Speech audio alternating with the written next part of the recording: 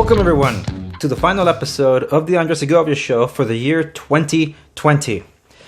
I thought a great deal about this episode because I want to speak to all of you from the heart, reflecting on the year that has been 2020, and for those, I guess, in my generation and those thereafter my generation will probably look back on this as being the most unique and challenging year in our short lives.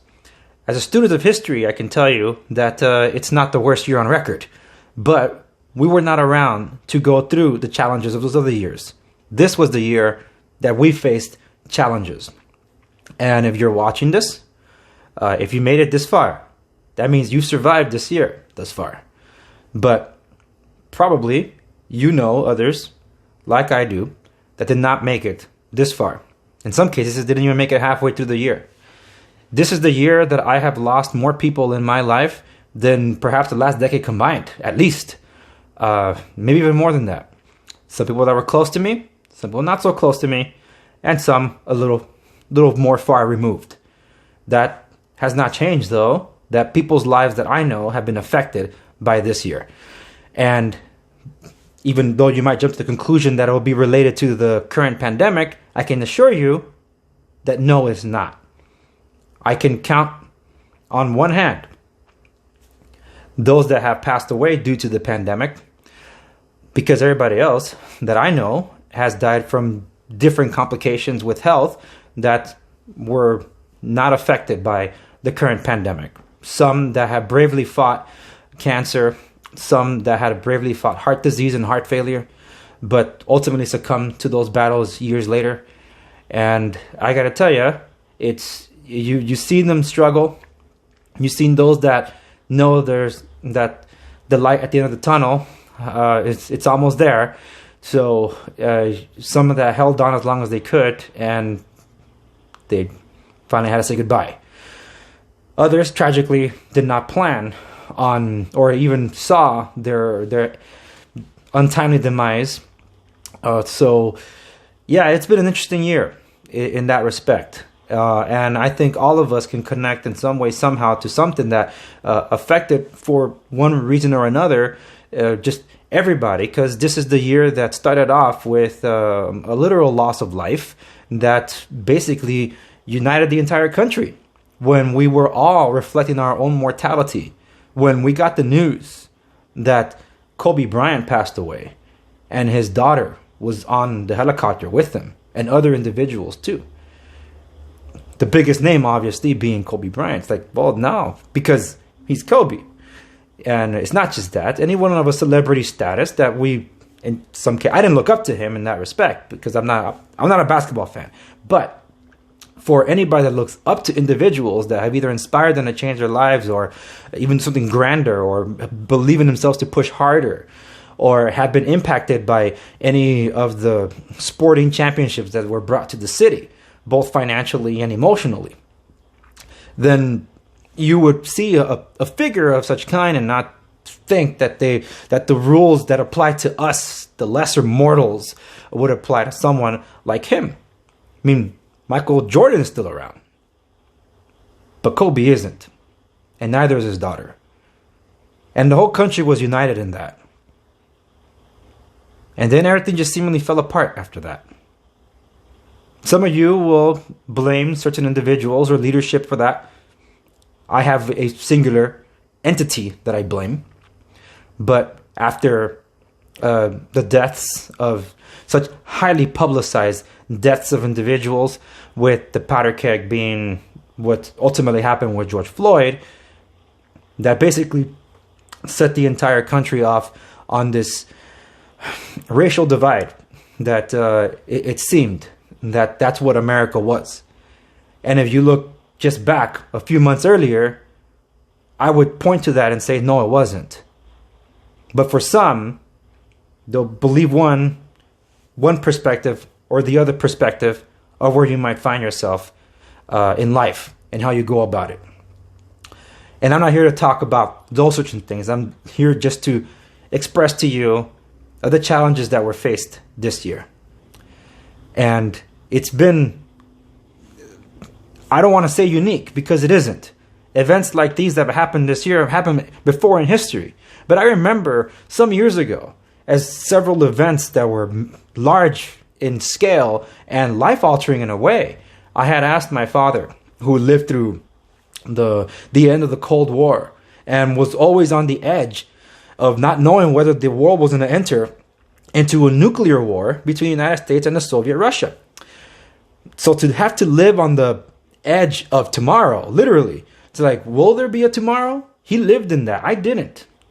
And when I was born, it was reaching the end of that. So for him to tell me that he had never seen so many events happen so close together, that's exactly what defines 2020. That there was a little bit of everything. War, threats of war, pestilence, plague, disease of all sorts.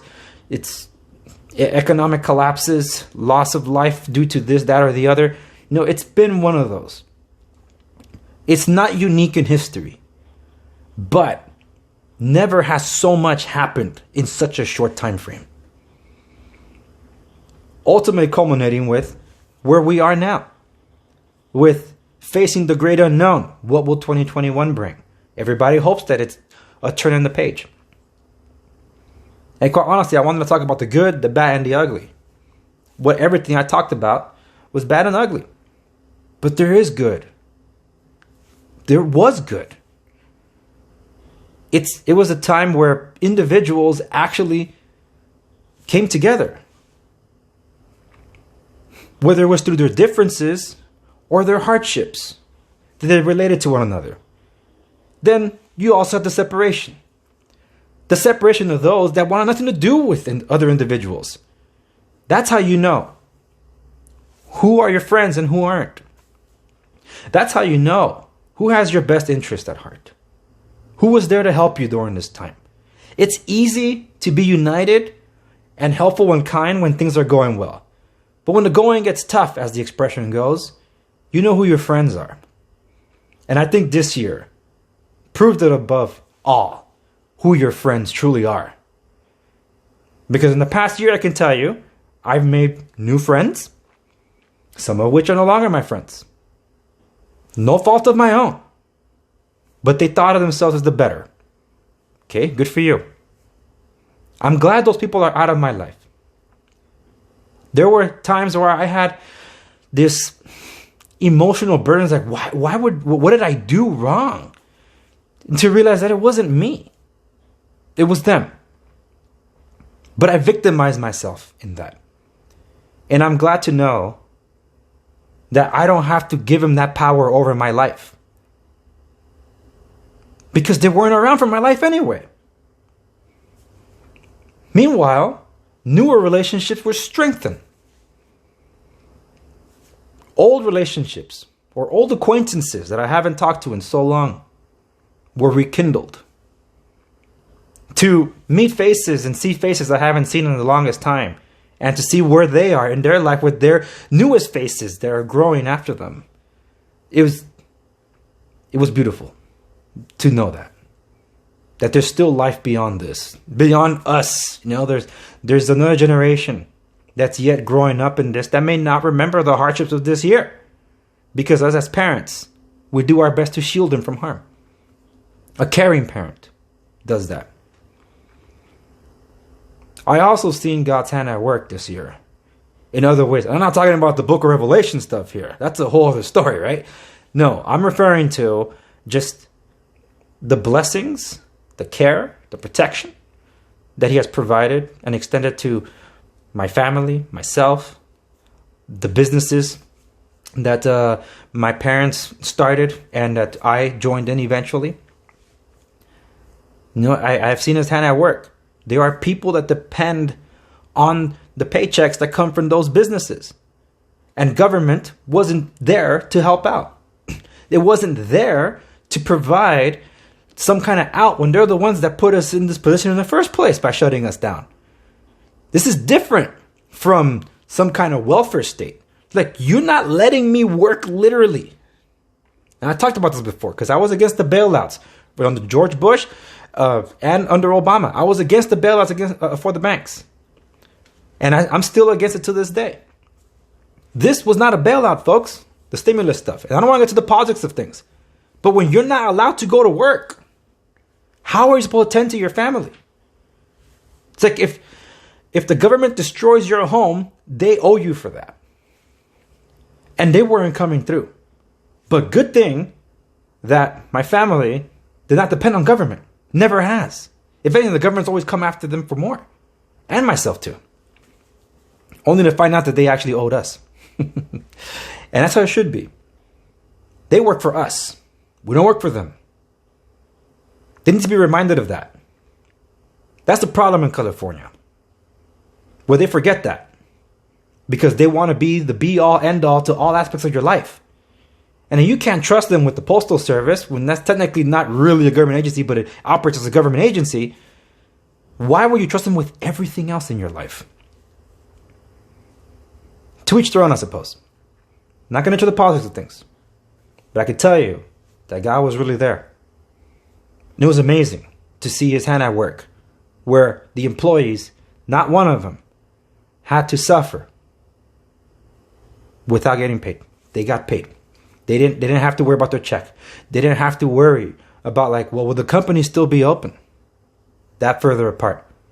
I saw people swoop in that have never ever been involved in our operations in about 2 decades and help out. And then the awesomeness to be able to pay them back in record time. No, that's what makes this an incredible year, to see all the good. And of course, there's other things that are still not resolved or settled, or that they might expand to continue to get worse. Those thoughts I'll share on Off the Record. So for those of you that are interested in hearing what I got to say about that, then you got to go to my website at www.dangersegovia.com to hear the rest of that.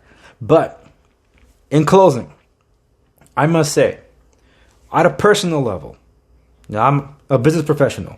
I look to the interest of those that are my clients, that are not my clients. I've done what I could. I put a lot of stuff on hold to be able to give as much information as I could, to point people in the right direction, and to tell them, don't go that way where it's not going to help you. I've done what I could this year for them. It's not something that I'm looking to be paid back or whatever. No, it's just, no, people need to be properly informed. That's why I did Off the Record, particularly a lot in this winter season, or at the end of fall, early winter season, for what I was doing, because I mentioned the entity that was against all of us, that divided us in all this. And I'm going to expand on it on Off the Record, is the mainstream media. They're the ones that put us at odds. But that's all I'm going to say about that on this video, or this episode. But I would say that I was also put through the ringer. I am not happy about the spiritual stagnation that I experienced this year. As someone that should know better and do better, I didn't. And in the time where I know that the book of Revelations was almost unfolding before our eyes, it seemed like every single day. Well, that chapter was just fulfilled. It didn't do enough to wake me up. And as someone that's I feel is in a position of more influence, not because I wanted to, but because some people respect me enough. It's not me, never me. It's the God behind the man, never the man. It was always something that weighed heavily on me this year. And 2021 is something I'm already putting here publicly, in that I want to do better in my relationship with God, so I can do better in my relationship with my wife and my kids, because that's always been the bond that holds us all together. The film Interstellar, a movie that's probably my favorite movie of all now, I connect with greatly, because it shows you love is this great connection that transcends time. And the thing is that me, as someone being of the Christian faith, God is love. So that's a different perspective than what the world defines as love. Because if we depend on humanity, which is flawed in and of its own, then that's destined to fail.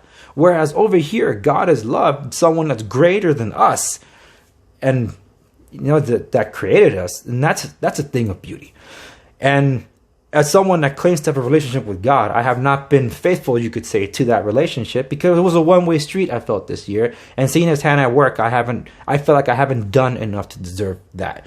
But it's been the blessings that I feel that that God's placed on my family, my parents, my kids, and it's like, no, I gotta do more. And I think some of you might relate to that, maybe not in the sense of relationship with God, but relationship with other individuals. That if you felt you didn't do enough for someone or a certain group of people, that you could probably do better for the new year. And I think that should be a goal for a lot of us. That, hey, we just went through the ringer. Maybe we're in a financial position or an emotional position or even a physical position to be able to help. But in 2021, if we're calling for unity, let that be. What is that unity? To each their own. But what I will say is this, to look after ourselves. Because as Americans, we're supposed to be Americans.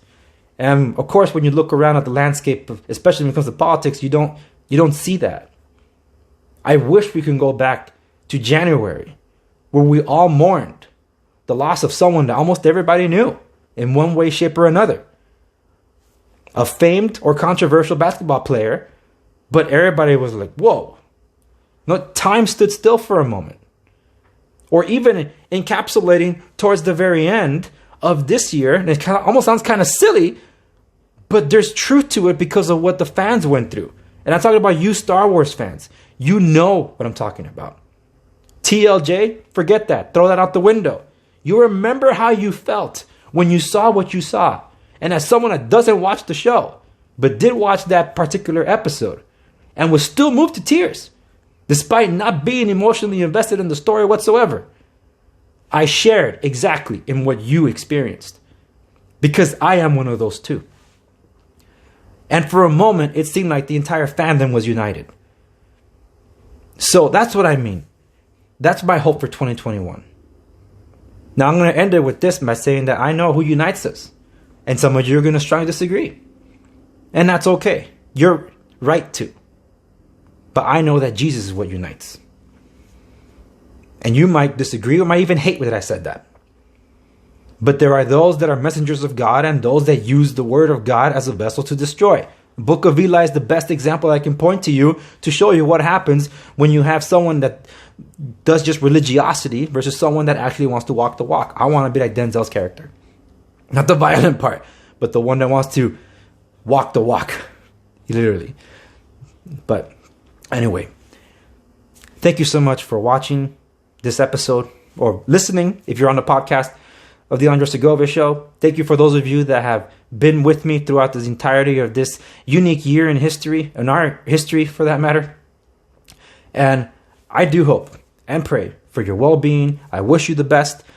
I wish you all a happy new year. And for those of you in Southern California where you feel that someone like me can be of service to you with your real estate needs, buy, sell, trade, by all means reach out. I'll be available. You can go to www.segoviares.com to learn more about any of that. But in terms of what I do for the show, to entertain you, to inform you, educate you of any way that I could, that's theandresegovia.com. And that's where you can experience my thoughts on the real ugly, as I'll continue in a moment. But thank you so much for watching. I wish you all the best, and see you on the other side.